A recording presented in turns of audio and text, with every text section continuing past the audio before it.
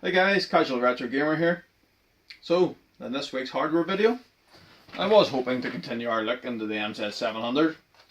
I planned to finish tidying this thing up and start the retro brighten, but unfortunately we've had a couple of snags. I was trying to load some software on this during the week just to get a feel for the old machine, using these ports on the back, the read and write ports, and really getting nowhere. Upon further investigation, there seems to be some corrosion on the board up in here, and possibly even a couple of shorts on the read circuitry in here, so we need to have a bit of a closer look at that. But coupled with that, unfortunately the keyboard no longer works again. If you remember the connector in here that I was quite worried about last time, well, it's now completely wrecked. Yeah. Having the keyboard on and off a couple of times during the week while testing this thing, some of the pins have bent out on that connector again, and the plastic has actually cracked now. The ribbon cable from the keyboard is also quite badly scored. Now, while that probably could be repaired, the connector itself is definitely well beyond that. So I think what I'm going to do is order up some of those HX type connectors. We'll solder a pin header onto the motherboard and just replace the ribbon cable with wires. That should work fine, and if anything, it'll be a better long lasting job for disconnecting and reconnecting that keyboard over and over again if we need to, while trying to fault find this circuitry up here. So there's not much else we can do with this thing today, so instead I thought we'd take a look at the Sega Master System. Now, if you remember back to CRG plays when we were having a go at Outrun, I thought the music was playing a little bit slow. So I'll just get the TV on here. And if I go in the game quickly, just to show you what I mean.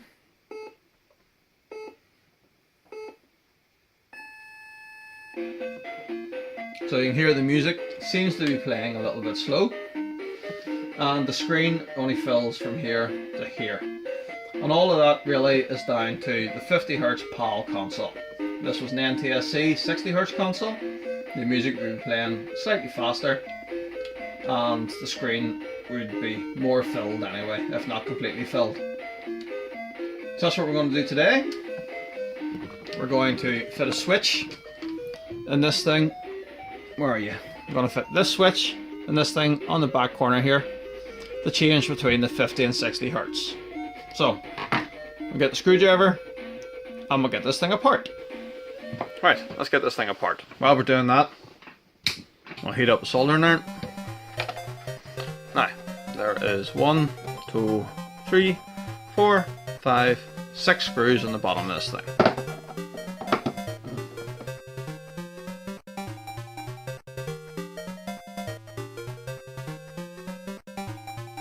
Right, once you get the screws out, the front cover should just lift up. There we are. Now you see another wee mod that I have done in here. I've just stole the composite out from the underside of the AV out on this, plus audio, which now the machine's only mono, so I've just looped that over there to create 2 feeds, so I can feed, well, double mono or fake stereo, whatever you want to call it, into my capture card. These are just easier to work with the capture card rather than using the AV out. So we just need to be careful with this, because obviously I can't disconnect those wires. And that's why I left a bit of length in them for working on the machine. And we're going to install this switch over here, just like that. I'm installed on the bottom plane here, just so we're not mucking about with more wires up to the top. Now, before we do that though, we need to figure out where to connect them. Now, if you can have a look here. See here where it says NTSC and PAL. That's as simple as that. The middle pin is the common. So we're going to take the board out in a minute, and what we should find is a trace running on the underside between the middle pin and PAL, which we'll need to remove. Then we'll need to run wires from the middle pin to the middle of the switch and back to PAL and NTSC, just to select 50 and 60 Hz.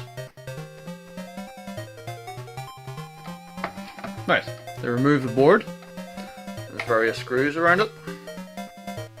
I don't know if those ones go right through into anything. Let me see. Yep, have to remove them too. So it's these two, this one here, and you need to be really careful with this wire.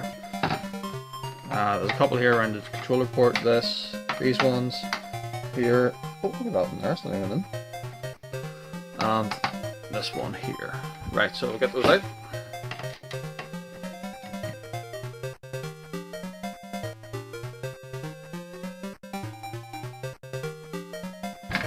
Right, that's the board disconnected. I cannot for the life of me get that screw out. But anyway,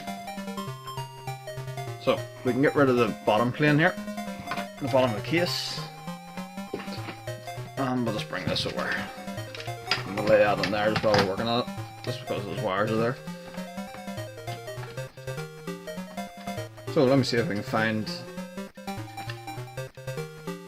here they are here. Board.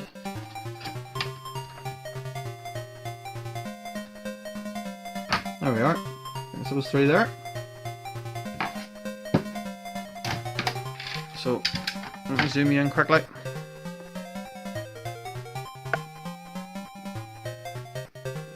So it's these three here. So as you can see, the middle here is the common, and there's the trace running across the PAL. The other side, the NTSC, disconnected. So we need to cut that trace, run 3 wires from these across to where we're putting our switch, mount the switch, allow us to select connection this way or connection this way. Simple. So I'll just grab the knife and I'll cut this out off camera, just because I want to get a bit closer and make sure I do this right, and we will be back in a minute. Okay, so if we look here, you can see where I have cut the trace here, and we'll just test that with the multimeter quickly. So I've got the multimeter on and set the continuity. Okay, so hopefully you can hear that working. What we'll do is just touch these quick, just to make sure that we've cut that trace. And yep, no continuity between them, just is it working? So we've successfully cut that. And the next thing we need to do then is measure some wires. So I'm going to use black wire for the common. So we're going to come across the board, sort of like that, and then up to the switch. It's going to be up here, so we'll give ourselves a wee bit extra as well, so we'll cut it up about there.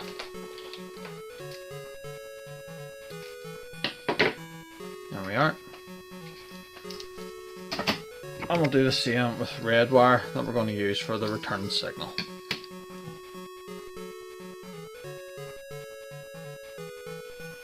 Right, so we have the switch mounted in here now. We've got the wires through there and just twisted around a wee bit to hold it in place while we solder them.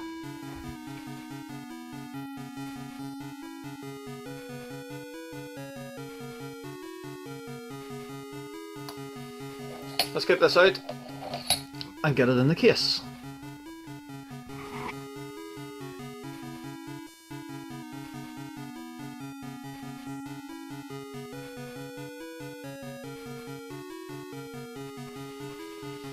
Right, so what we've been doing is we removed the solder that was on the 3 holes there at the minute, and we're just poking the wires through like so. In fact, I found with this board, now if you turn it up on its side, there's just a nice wee line up there between some of the mounting points for it. Just let you hold it upright like that. Pretty easy, pretty nice for working on it. So we'll just have them poking through. You can see them there on this side. The black wires fell out again.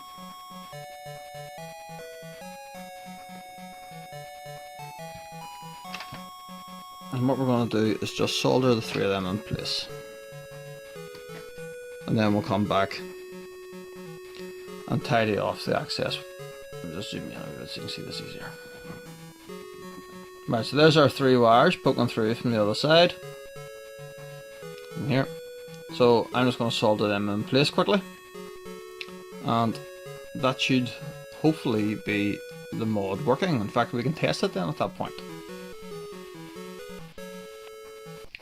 Okay, so we have those soldered on now.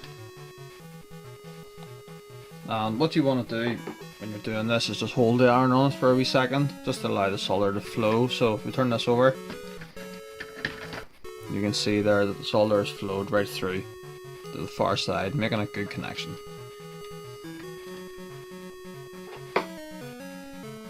So I'm just going to trim off the excess bits of these leads.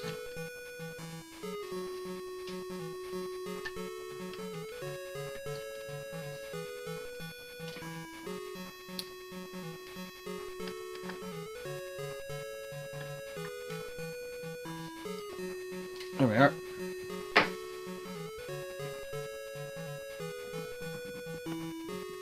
And I suppose for the sake of completion, we'll maybe just touch those again with the iron. So we're just going to touch these again with the iron just to tidy that up, just where I've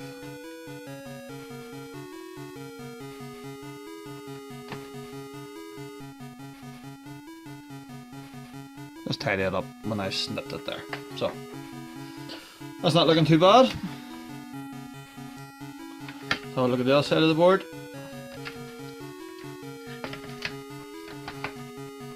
Yep, that's not bad. Zoom in a wee bit just so you see it. Need to tidy that up a wee bit maybe. Right, so I just got the toothbrush out there and a wee bit of IPA, and I just want to just go over it quickly where we put the wee bit of flux on the board there, just to tidy it up again. Make it look like something.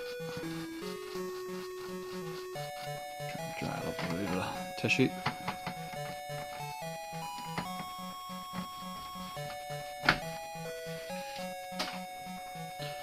Right, so I think before we start reassembling this thing, what we'll do is power it on quickly, just to be sure that this works. Right, so let's power this thing on and see if it's working.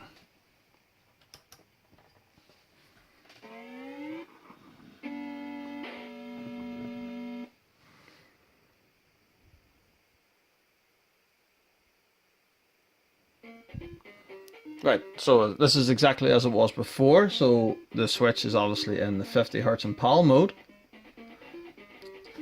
So if we take the switch and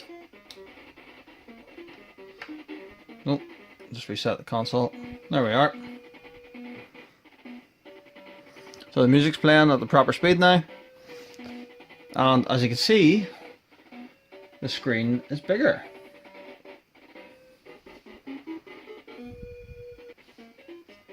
Not quite finished yet though.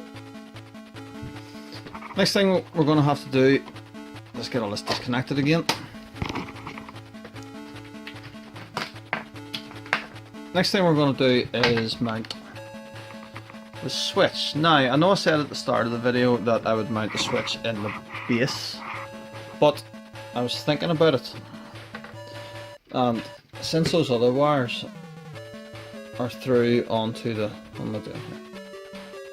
I know, that's right.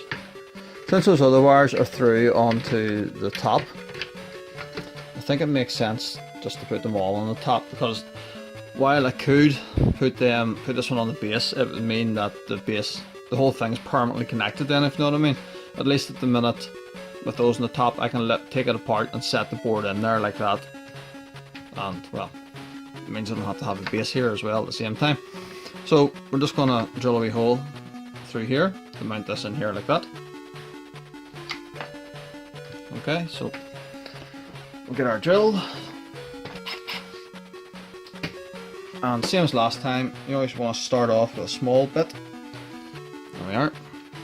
Now it's just the one on its own, so I'll just eyeball it here. So we want to be probably about here.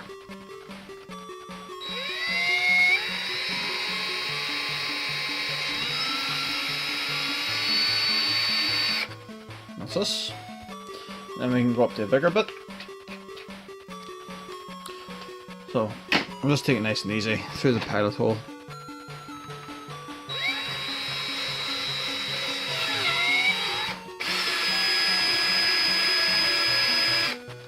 There we are.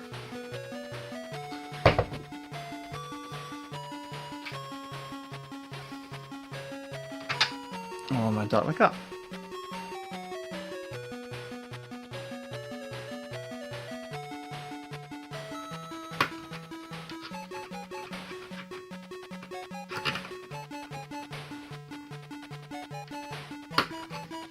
There, that should do it. It's not going too far.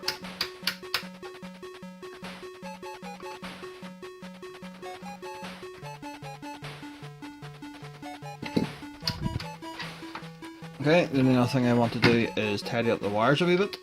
So we'll just bring those wires down across like that and get a wee bit of tape.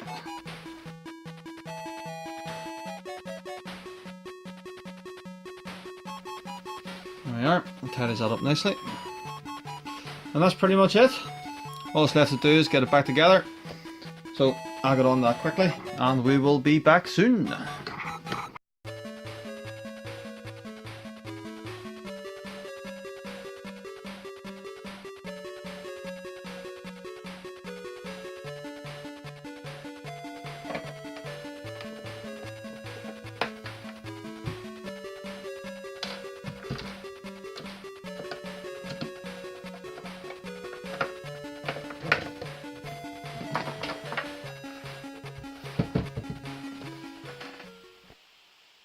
Right, well here we are, Master System's all back together, hooked up to the TV again, so that's powered up.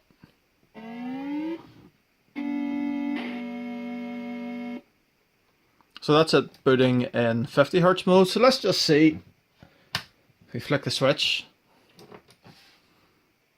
so you can see the screen is considerably bigger, and even the Sega jingle there sounds a wee bit faster. Let's see it. Dirty contacts on the cartridge.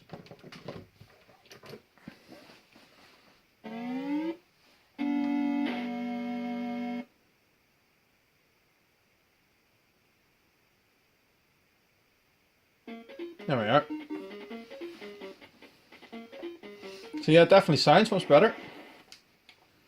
Let's have a go.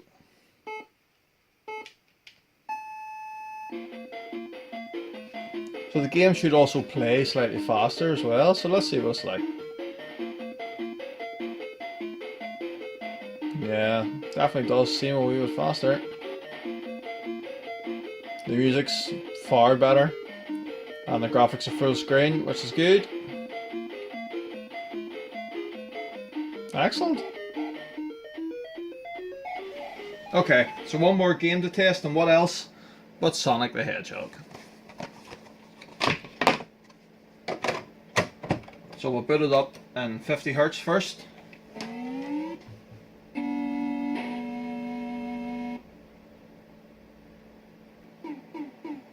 Okay, so this is Sonic as I played it. Many years ago when this was new. The first game I ever completed.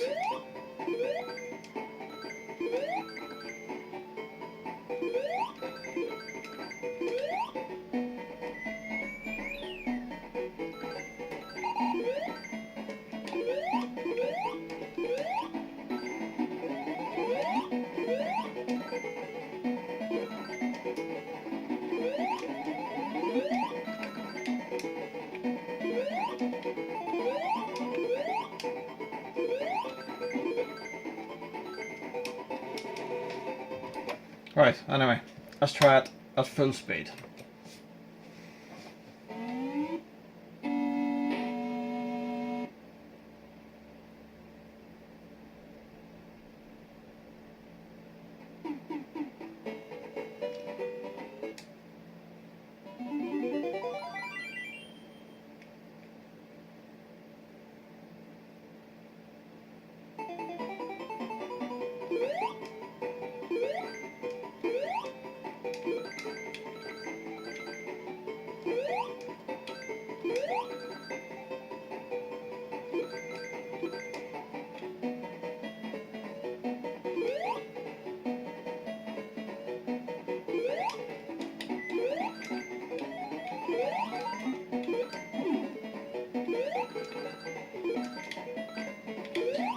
extra life hiding in there.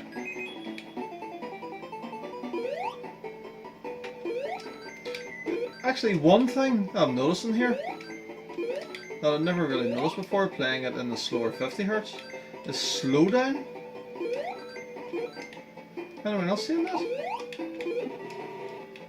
Look, see when I get hit by that thing there? Look at the ghosting as well around the numbers. See up here? Don't know if you can make that out in the video or not, but there's definitely ghosting around it. Whereas in 50 Hz it's not as noticeable. Still a wee tiny bit of it there, but it's nowhere near as bad.